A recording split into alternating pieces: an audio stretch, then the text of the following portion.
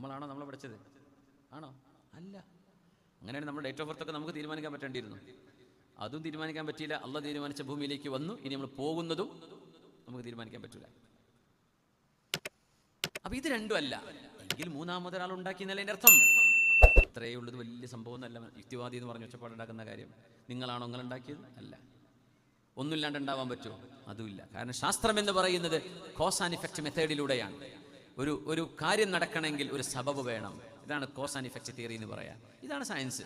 ഒന്നുമില്ലാണ്ട് ഉണ്ടായി എന്ന് പറയുന്ന സയൻസ് തന്നെയല്ല. പിന്നെങ്കിൽ അവർ ശാസ്ത്രം പറയാം. ശാസ്ത്രം എന്ന വാക്ക് ഉപയോഗിക്കാൻ അവർക്ക് അർഹത ഉണ്ടോ? ഇത് വെറുതെ ഉണ്ടായി എന്ന് പറയുകയാണെങ്കിൽ, വെറുതെ ഉണ്ടായി എന്ന് പറയുന്നത് ശാസ്ത്രീയമായ ആൻസർ അല്ലല്ലോ. ശാസ്ത്രീയമായ ആൻസർ എന്ന് പറഞ്ഞത് for me and you and everything around us there should be a reason. അല്ലാഹുവിന്റെ പടപ്പുകളല്ലേ നമ്മളൊക്കെ. ഇതിന്റെ സൃഷ്ടി ആര് നടത്തി? കാരണമേതാണ്? അല്ലാഹു ജല്ല ജലാലു അതിന് ഉത്തരം നൽകുകയാണ് വിശുദ്ധ ഖുർആനിലൂടെ.